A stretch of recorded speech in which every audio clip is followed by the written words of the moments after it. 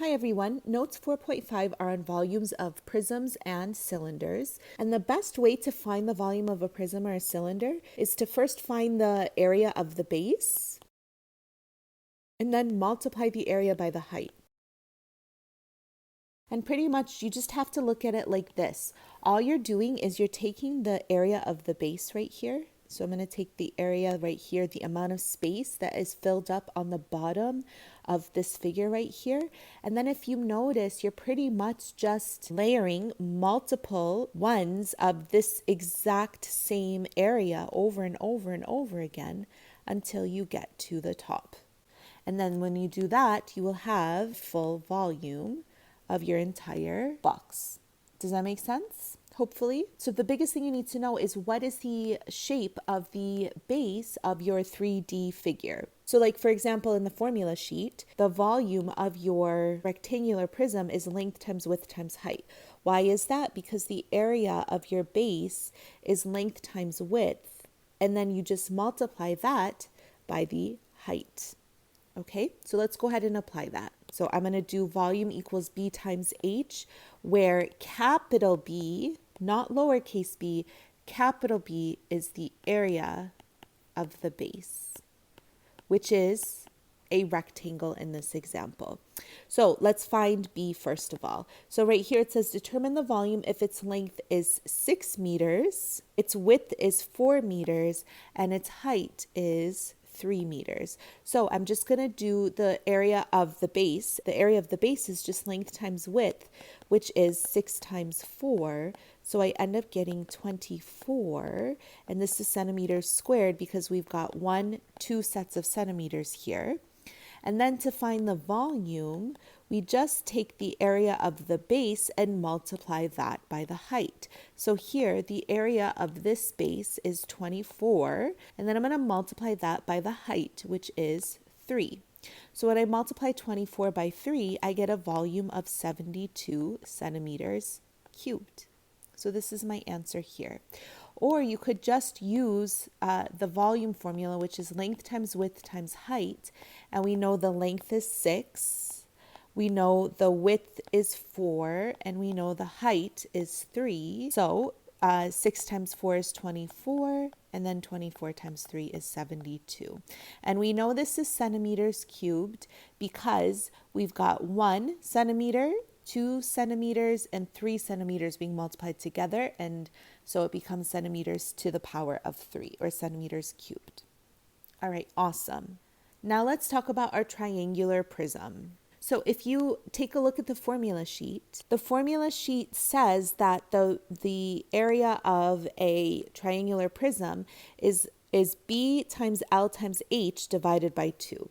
Okay, and you can use the formula sheet, but it's really important you understand where these formulas come from so that way you're not super confused when you see something that looks slightly different.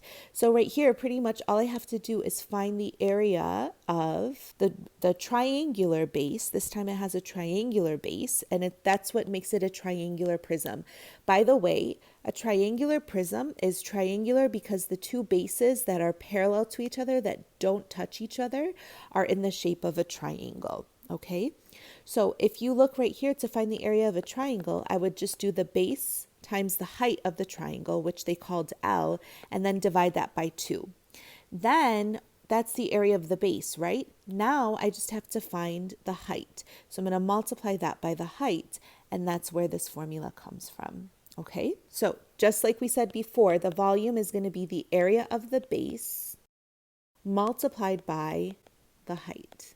Okay, now what is my base here? My base is going to be this triangle. Even though it's not sitting on this triangle, it's actually sitting on a rectangle. This is still the base, and I know that this is the base because there is a parallel triangle that's the exact same size to it on the other side. So this is technically the top of your prism, and this is the bottom, or vice versa. So it says to determine the volume if it has a height of 10 meters, and the height always connects our two bases together. Just like over here, we have our bottom base and our top base, and this height is what's connecting them together. So in this example, this is the height, and it tells us that the height is 10, and the triangular face has a height of 4 meters and a base length of 4 meters. So the first thing I want to do is find the area of the base. And to do that, I take the base, which is 4, multiply it by the height of the triangle, which is also 4. I don't use the 10. And then divide that by 2. Well, 4 times 4 is 16, and then 16 divided by 2 is 8. So that's the area of the base. Now I use that to find the volume, and the volume is going to be the area of the base multiplied by so here I would do volume equals, we know the area of the base is 8, and then I'm going to multiply that by the height, which is 10, and 8 times 10 is 80. So here this would be 80, and then volume is always meters cubed. Another way to remember that this is meters cubed is that it's a 3D shape, so it needs meters cubed or centimeters cubed or feet cubed for its unit.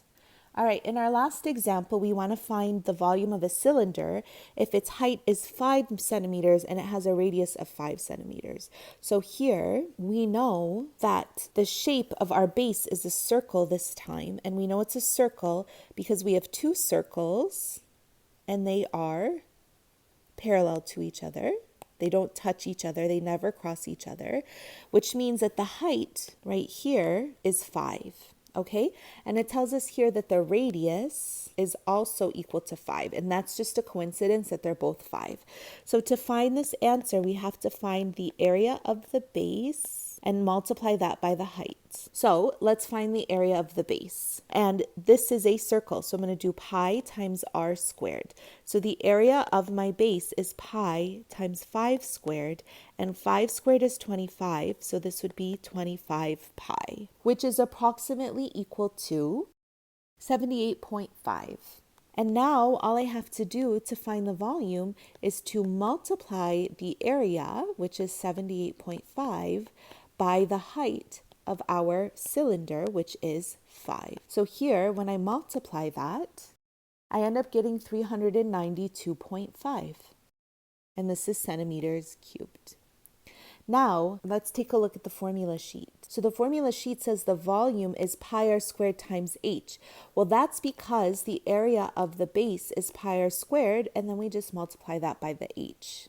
So if you want to go straight to that formula, that works too. So pi r squared h. So I'm going to replace the r with 5. And then I'm going to also put 5 in for the h. It's just a coincidence that they are the same in this problem. So 5 squared is 25. So I get 25 pi, multiply that by 5. 25 times 5 is 125. So I get 125 pi, which is approximately equal to 392.7. And the only reason why it's slightly off is because we rounded the area of the base. But for the most part, it's pretty much the exact same answer. So I'm showing you 2 options that you have for these types of questions. That's it for this video. I know this is a lot of information. When we do some practice, hopefully it'll make some more sense. If you have any questions, let me know. Otherwise, I will see you in class. Bye.